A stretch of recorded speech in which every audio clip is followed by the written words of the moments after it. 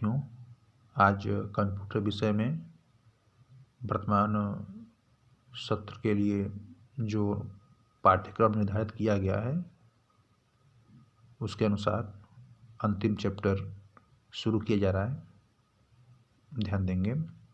Chapter number 17, chapter का नाम है फंक्शंस। देख पा रहे हैं आप लोग, फंक्शंस। फंक्शन को सबरूटीन भी कहा जाता है। अब इसी के बारे में जानेंगे, फंक्शन क्या होता है इसके बारे में पहले ध्यानपूर्वक सुनेंगे, देखेंगे, सुनेंगे और समझेंगे और याद भी रखेंगे। ठीक है। देखिए, फंक्शन की यदि बात की जाए तो प्रोग्राम की जब शुरुआत होती है तो प्रोग्राम की शुरुआत में सबसे ऊपर हैज इंक्लूड ये प्री प्रोसेसर स्टेटमेंट होता है और साथ में हेडर फाइल लगी होती है। ये तो मैं एग्जांपल लिया हूँ, इसके बारे में अभी आगे बताया जाएगा। लेकिन जब सी में प्रोग्रामिंग करते हैं तो प्री प्रोसेसर स्टेटमेंट और उसके साथ में हेडर फाइल लगी होती है। अब उसके बाद क्या होता है कि अगर हमारा प्रोग्राम छोटा हो तो ये जो मेन फंक्शन है, बस मेन फंक्शन से हम प्रोग्राम की शुरुआत करते हैं। ओपन करली ब्रैकेट और क्लोज करली ब्रैकेट के बीच में अपने स्टेटमेंट्स को लिख करके प्रोग्राम को कंप्लीट कर लेते हैं। लेकिन यदि प्रोग्राम बड़ा होता है तो फिर मेन फंक्शन के अलावा भी हमें अन्य फंक्शंस प्रोग्राम में लेने पड़ते हैं, बनाने पड़ते हैं। ऐसा इसलिए ताकि प्रोग्रामिंग ठीक प्रकार से हो सके। और प्रोग्रामिंग के लिए अगर कहा जाए तो यह एक तरीका है, मेथड है कि जब हमारा प्रोग्राम यदि सामान्य से अधिक बड़ा हो तो उसे मेन फंक्शन के अलावा अन्य फंक्शंस के द्वारा तैयार किया जाता है और रन कराया जाता है। ठीक है, तो इस बात का ध्यान रखेंगे।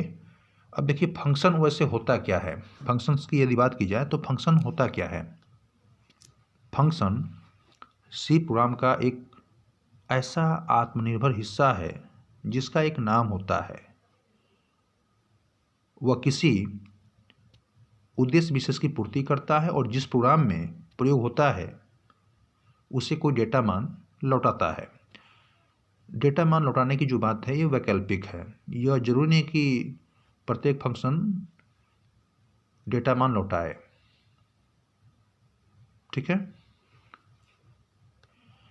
जैसा कि बताया गया, एक प्रोग्राम यदि छोटा एवं सरल होता है तो उसे मात्र मेन फंक्शन में तैयार किया जा सकता है। लेकिन यदि प्रोग्राम बड़ा एवं जटिल होता है तो उसे मॉड्यूलरिटी का प्रयोग करके बनाना चाहिए। मॉड्यूलरिटी का गुण एक बड़े एवं जटिल प्रोग्राम को छोटा, स्पष्ट तथा सरल बनाता है। अब देखिए, मॉड्यूल का क्या अर्थ होता है यह भी जान लीजिए।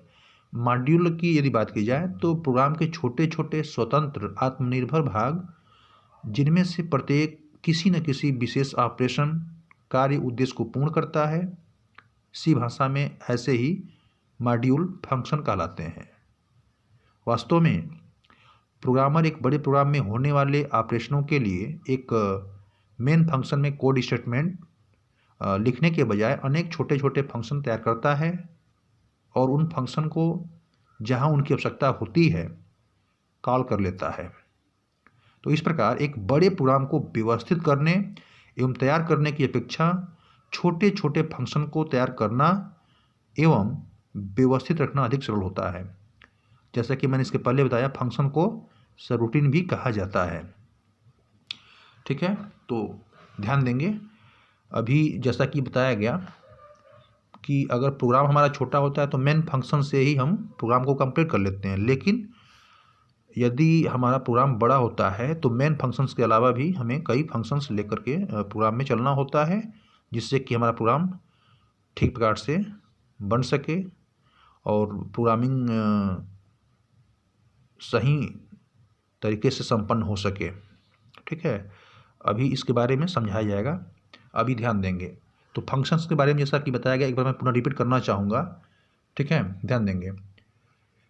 यह एक स्वतंत्र अर्थात आत्मनिर्भर कथनों का समूह होता है जो कि किसी एक विशेष कार्य उद्देश्य को संपन्न करता है जब किसी बड़े प्रोग्राम को सुगम व छोटे प्रोग्रामों में विभक्त कर लिया जाता है तथा इन्हें मुख्य प्रोग्रामों द्वारा आवश्यकता अनुसार क्रियान्वित किया जाता है तो यही उप प्रोग्राम फंक्शन कहलाता है। तो इस बात को ध्यान रखेंगे। फंक्शन के बारे में बता दिया गया, ठीक है, इसके बारे में बता दिया गया। अब हमें जानना है फंक्शंस के प्रकार के बारे में। अब फंक्शंस के प्रकार की बात की जाए तो फंक्शंस के मुख्य दो प्रकार होते हैं, जिसमें नंबर 1 लाइब्रेरी फंक्शन और नंबर 2 क्या है, प्रयोगकर्ता द्वारा परिभाषित फंक्शन, यूजर डिफाइंड फंक्शन। अब इन्हीं के बारे में जानकारी दी जानी है। अब ध्यान देंगे तो फंक्शंस के प्रकार में जैसा कि बताया गया, फंक्शंस के मुख्य दो प्रकार होते हैं, नंबर 1 लाइब्रेरी फंक्शन और नंबर 2 प्रयोगकर्ता द्वारा परिभाषित फंक्शन। अब लाइब्रेरी फंक्शन किसे कहते हैं जानेंगे। वास्तव में लाइब्रेरी फंक्शन ये ऐसे फंक्शन हैं जो सी लैंग्वेज के मुख्य भाग के रूप में सम्मिलित किए गए हैं। ऐसे प्रत्येक फंक्शन को उसके नाम से पहचाना जाता है और उपयोग किया जाता है।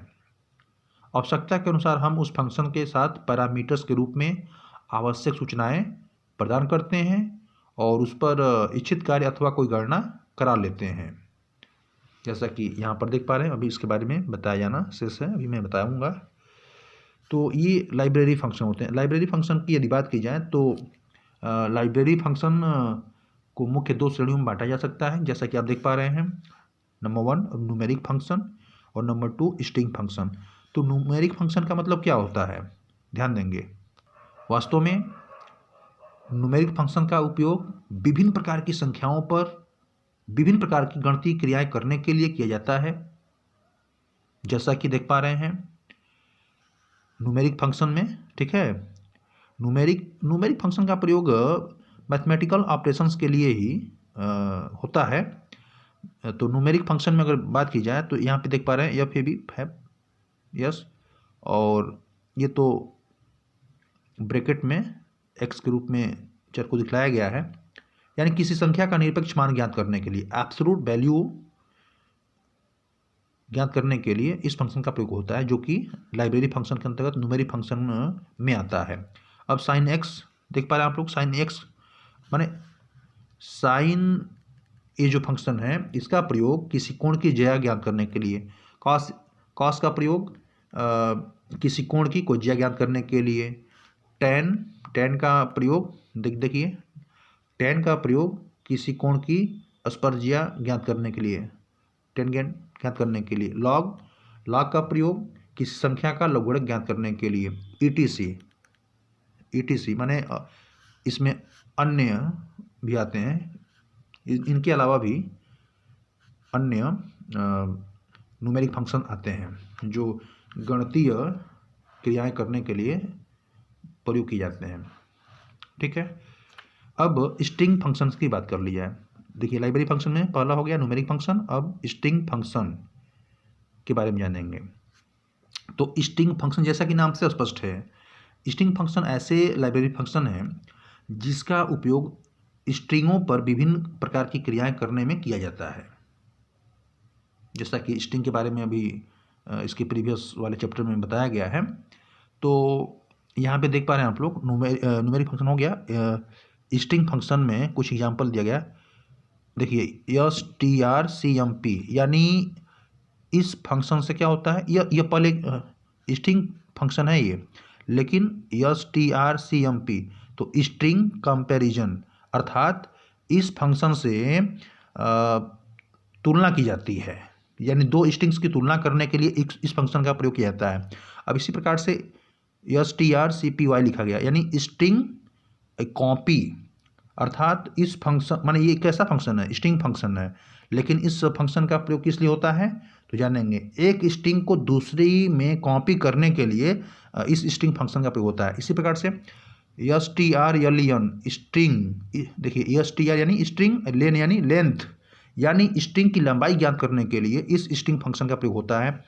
अब इसी प्रकार strrev स्ट्रिंग रिवर्स, अर्थात इस स्ट्रिंग फंक्शन का जो प्रयोग है किसी स्ट्रिंग को पलट कर लिखने के लिए होता है। अब इसी प्रकार से अन्य भी स्ट्रिंग फंक्शन होते हैं। तो कहने का मतलब यह है कि लाइब्रेरी फंक्शन में ये न्यूमेरिक फंक्शन, स्ट्रिंग फंक्शन होते हैं, जैसा कि बताया गया। अब नंबर 2 देखेंगे, प्रयोगकर्ता द्वारा परिभाषित फंक्शन, यूजर डिफाइंड फंक्शन क्या होता है जानेंगे। देखिए, यूजर डिफाइंड फंक्शन ऐसे फंक्शन होते हैं जो यूजर्स द्वारा अपनी आवश्यकता के अनुसार लिखे जाते हैं।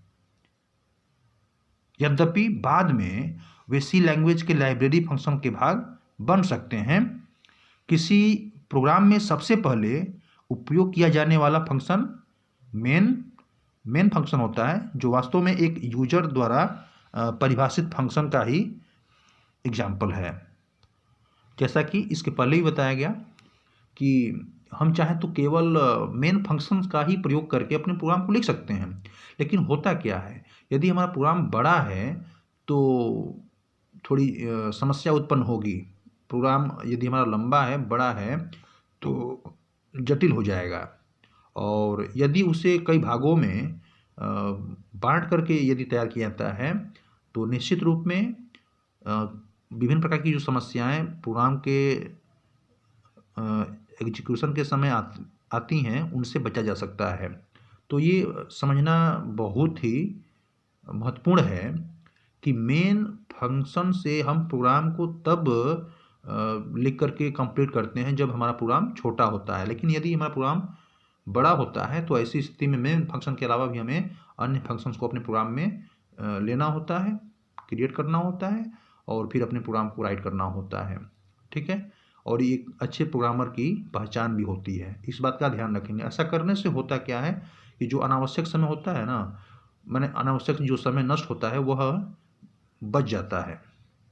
अर्थात आप केवल मेन फंक्शन से ही अपने प्रोग्राम को यदि कंप्लीट करना चाहें तो जो समस्याएं उत्पन्न होती हैं उन समस्याओं से बचने के लिए, यानी मेन फंक्शन के अलावा जो अन्य फंक्शन आप प्रयोग कर लेते हैं, तो उत्पन्न होने वाली विभिन्न समस्याओं से बचा जा सकता है।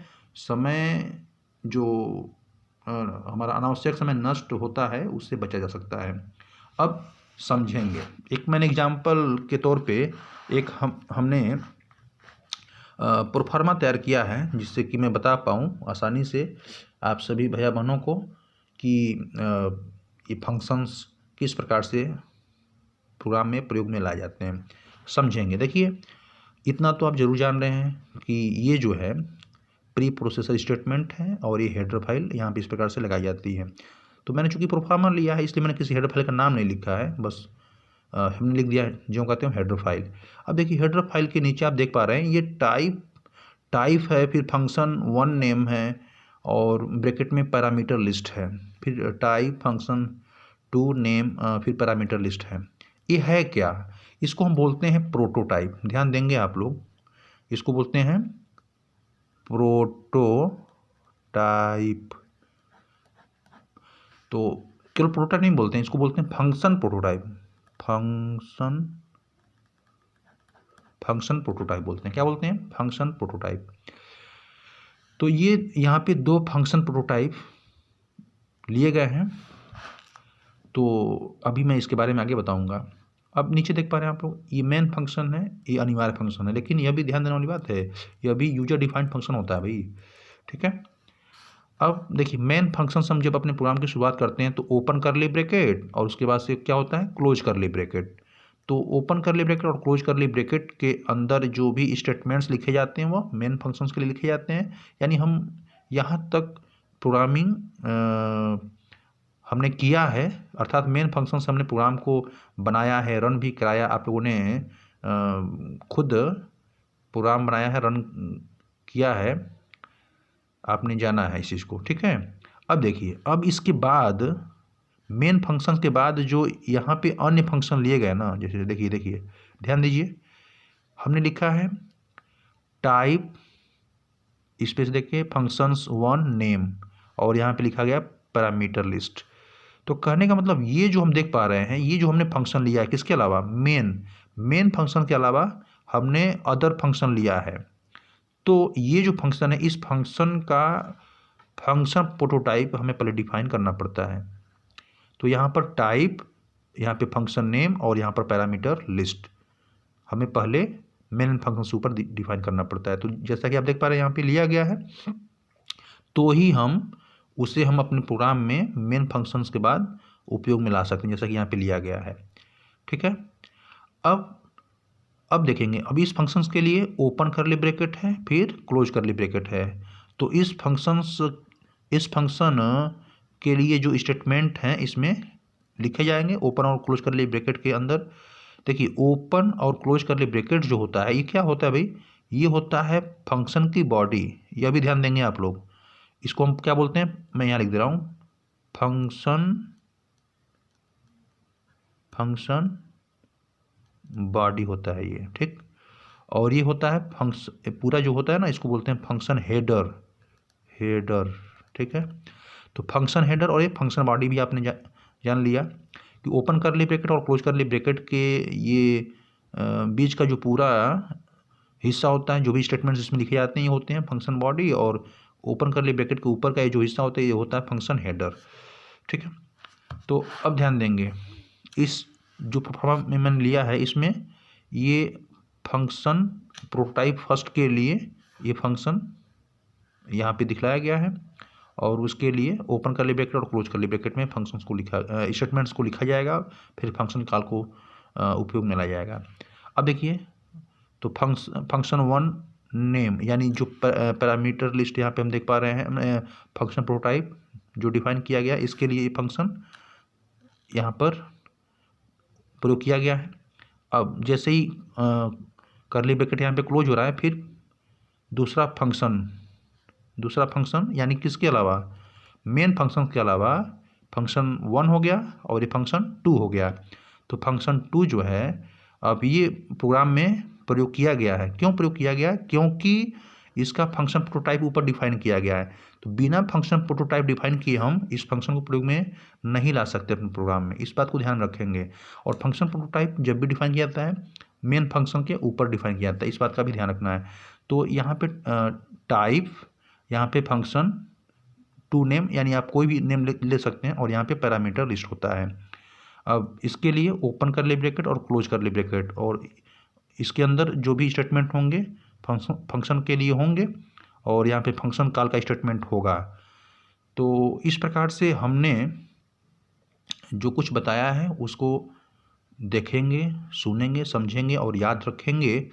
फिलहाल मैंने यहाँ पर फंक्शन के प्रकार, library function, numeric string function और प्रयोगकर्ता द्वारा परिभाषित फंक्शन के बारे में हमने जानकारी दिया, और एक प्रोफार्मा बना करके हमने ये बस दिखलाया कि मेन फंक्शन के अलावा जो अदर फंक्शन हम अपने प्रोग्राम में लेते हैं वो किस प्रकार से लेते हैं, और उनका फंक्शन प्रोटोटाइप हमें कहाँ डिफाइन करना होता है, कैसे डिफाइन करना होता है।